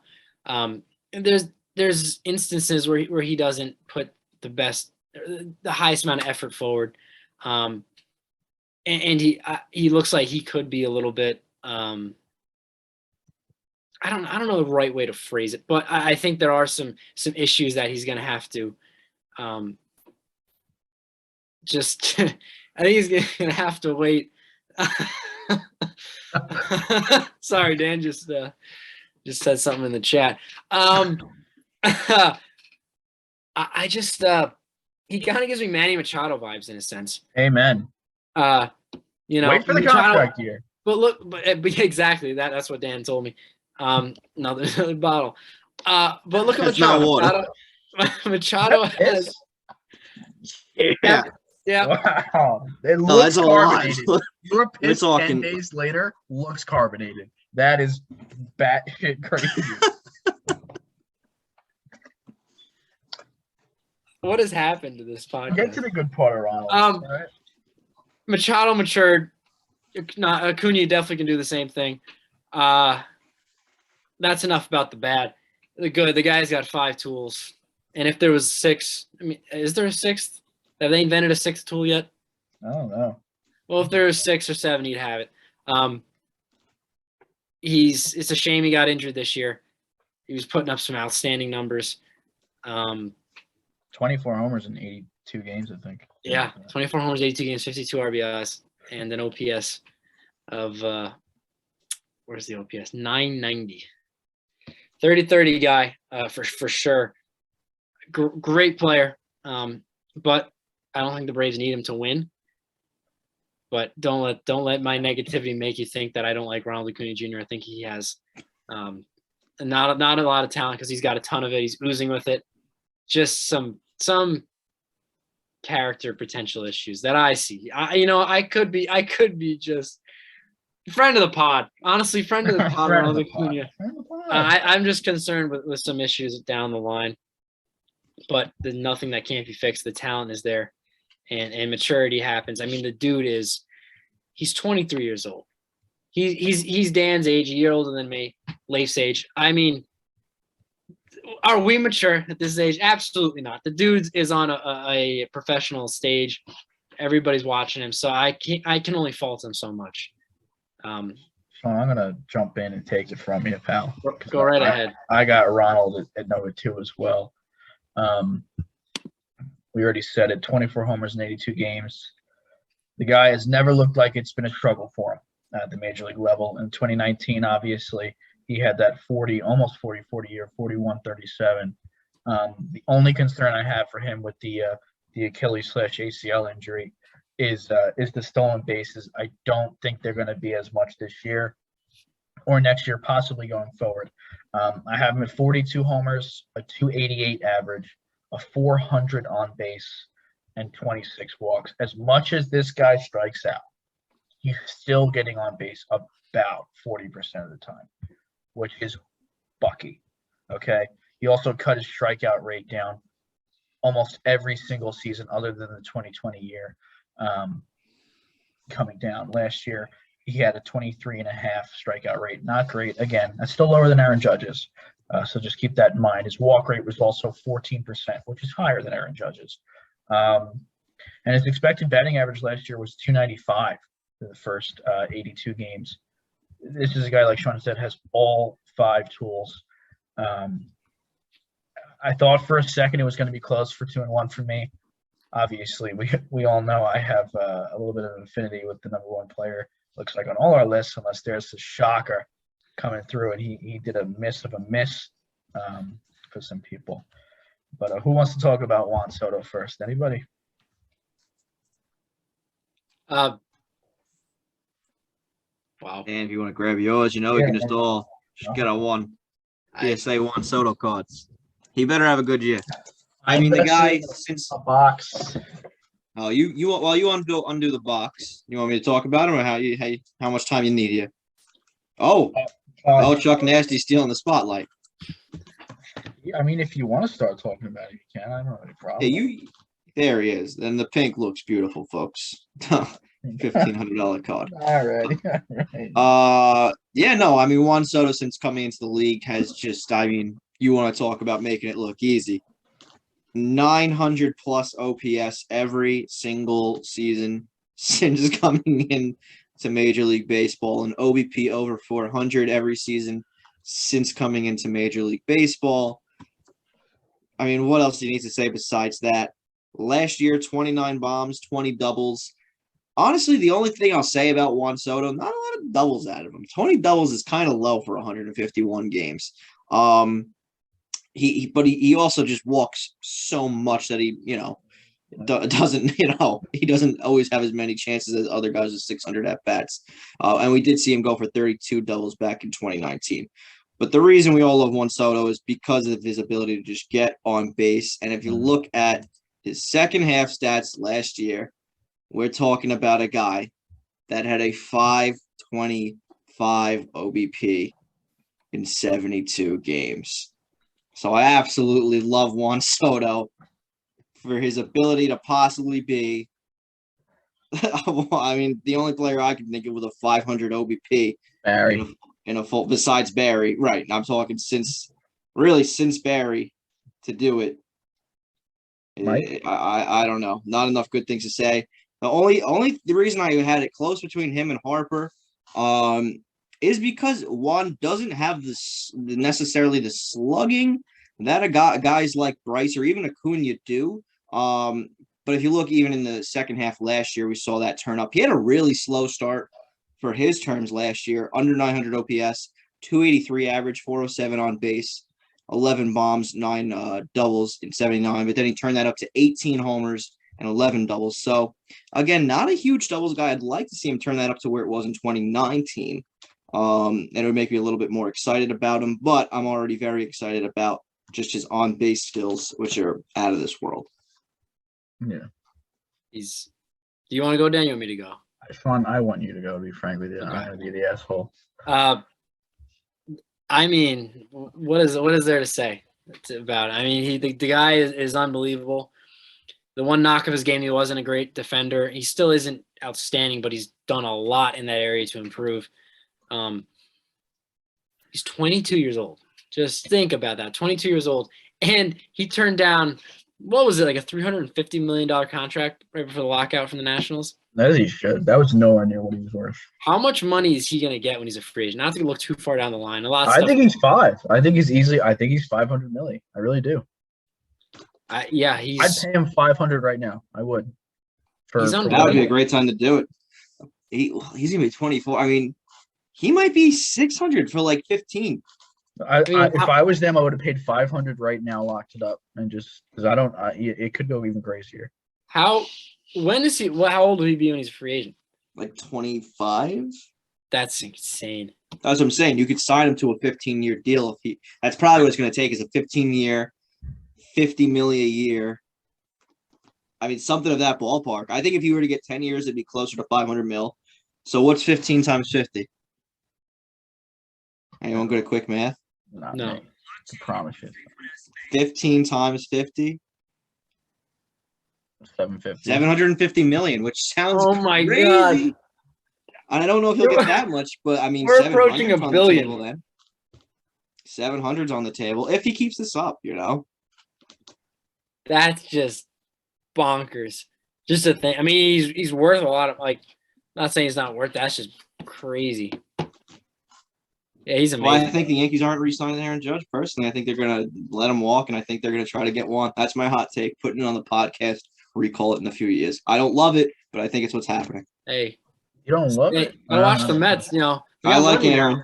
We got money now. You got to watch the Mets over there. No, it's going to be a fitting war for this kid. 750. I'd kill myself if the Mets signed Juan Soto. That's such a waste of talent. That is such a waste of talent, Sean. I'm sorry. I mean, you know. Right now. I know. He's got no protection. Already has a ring. He does. That's crazy. Go ahead, Dan. Bring us home. Sure. I'll bring everybody home here. Sean kind of brought up the main point I thought no one was going to. Such an issue with defense. That was like the big thing. Is like he's not as fast. He's not as good a defender as Ronald. He's a better defender than Acuna last year. Acuna only played 82 games. Soto was like a top 5 defender in right field last year. He got a 2 grade. I didn't watch it a lot, but the OOA says what it says. And as far as leadership, I've already discussed. I mean, there's no one that plays the game harder than Juan Soto. And there's no one who doesn't have to play the game as hard as Juan Soto. It's like Bucky. I'm going to make some Bucky predictions. I didn't know if I was going to do it, but I'm going to. I'm going to be, the idiot kid who takes a look at the splits and looks at the second half numbers and says, he's going to do it for a full year next year, guys. That's going to be me. I'm going to do it, okay? Because this is a $1,500 card, The one note I have for Soto is when I went to go and look at his stats, not like I don't know them, for this, because I did him last, I audibly laughed. It's funny. It's literally hilarious, his stats. Because you pull up his thing, first off, it's a Christmas tree, as everyone knows. And the thing that jumps out is 14.2% strikeout rate, 22.2% walk rate. That's so stupid. It's stupid. He walked 145 times last year. He struck out 93. Nobody is doing that. If someone hit 50 homers last year, there's people like within 10 or 5. No one's even close to that. Harper's phenomenal strikeout to walk rate. And maybe he has 5 or 10 more or 20 more strikeouts than walks. He had 50 more walks than strikeouts. Bucky shit. Again, after the home run derby, he came out and said it. He wasn't swinging hard enough. He found that out mid home run derby when he fixed his swing and started hitting crazy homers in the derby. And he did that throughout the second half. Never has a home run derby fixed someone's swing except for Juan Soto. I think he's going to hit 36 bombs this year. I'd say it would be higher. The problem is he just doesn't swing enough. Here we go. Hold on. You guys got socks? Oh, yeah. 7 steals. Okay. You guys, hold on now. We're going to go average and on base. I think there's going to be some luck built into this. I think Josh Hamilton returns. Okay, everyone remember 2010 359 average for Josh Hamilton? Yeah. I think Juan Soto hits 340 this year. I think he hits 340. And I think he does it, coach. I think 525 is a little ridiculous. I think we have a 500 on base guy for the full season. 340, 500 on base with 35 plus homers. I'm sorry. I have to be the one to say it. 340, 500. That's what I got. I mean, I I wish it was borderline crazy. agree with you. I Yeah. borderline agree with you. I don't know if I am all the way there on the average, but I could see how somebody gets there. Like I can see where you're coming from. I think the floor for those things, by the way, is I think he definitely hits 320 in my opinion, and I don't see a world where he gets an under 470 on base. So you think he's going up because last year he was under 320 and under 470. You think he raises both those easily? You think it was just a bad first half?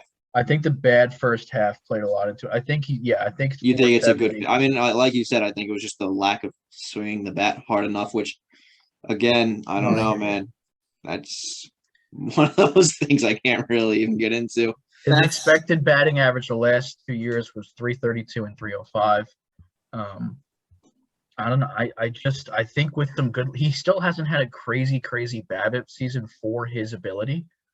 I think he has a 370, 380 BABIP this year. I think he gets lucky. That's why I'm saying the average needs luck. He had Hit 351 340. average in 2020, 47 games, but Right. I think he comes down 11 points from that over the next 100 games after that.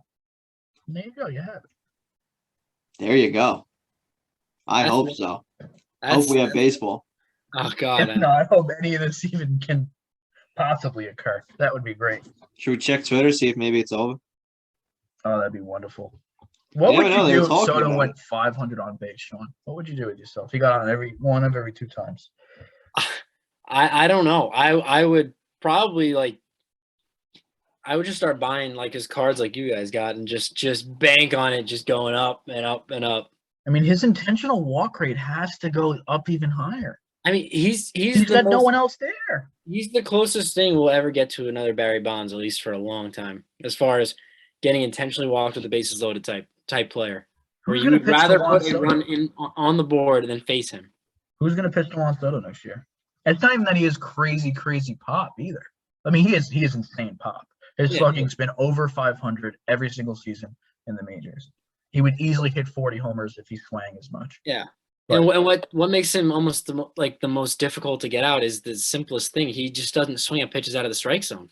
His eye throws is literally balls. that is the sixth. I was gonna say it, but I wanted to save it for now. That is the sixth tool. It's plate discipline because He doesn't get himself out. Start. He doesn't get himself out. He doesn't get himself out. There's a small chance in hell you're getting him out. Guys, there's some breaking news Leave. from Jeff Passan. Passing. Passing. No, it's all right. Hey, listen, we got to try in life. Major League Baseball plans to cancel 2 more series, bringing the total to the first 2 weeks of the regular season. Yeah. Oh, that I knew. I think. Yeah. It was 3 hours ago. Okay. Yeah. Yeah. That's Folks, awesome. that's it for Yeah, I don't know, man. That's crazy to me. Oh, We're going to be honestly, it looks like we might be starting baseball close to basically May. if that. I mean, I'll be in fucking London. Is that official? I committed today. Yeah. What'd you commit to? I'm going to London. Study abroad or? Yeah, it's my coach right there, though. It's the start of summer softies. That's so unfortunate. I'll be home the 28th already. The season will be 4 weeks old. Season will be 4 weeks older. I will find a BP place in London. I will be swinging and pitching every day. If anyone here on the Butchers, wants to start practicing pitching, because there goes Danny for 4 weeks. Maybe I can. There's going to be a rain delay. There's going to be a rain out. Come on. How many times have you started opening day? How many times? Almost never. Right. So I give me hear one that. more. I hear that. I hope you have fun in London. Go say hi to It's the gonna big get clock. bombed by week 2 by Putin. I'll be home in a sec. It's not even gonna be a thing. Okay, folks. This has been the 10th Inning Podcast. Like, subscribe, and wow, that went off the rails so much. Comment down below, what's your top 3 waters? Get your hat. Anything, send them off. Leif, you send them off today. What do you want to say, everybody home? Shit show. You know, if you're watching, if you've made it this far in the episode, I God want bless. you to get some love. And if you've made it this far and you comment, what should they comment by, boys? Comment Chuck Nasty. If you comment Chuck Nasty, I will personally buy you a hat if you made it this far. I will personally buy you a hat. All right? Okay. How about it? How Really banking about on no one being here, huh? That's it. It's a good bank. We'll see you next week for starting pitching. We might have Zeke. It's going to be a long one. God bless. Oh.